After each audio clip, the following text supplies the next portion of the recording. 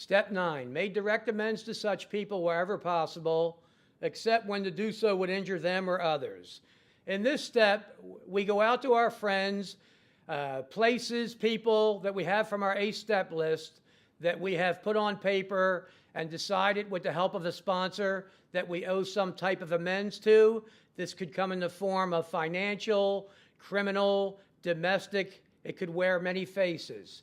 In this step, we pray for the willingness first to go to these people. All of us, when we're new, will have a tendency to be awkward or nervous, but we will find as time goes on that it gets easier with a little bit of practice. And when we resist to face the people, that creates the very fear and tension that takes us back to drinking and drugs.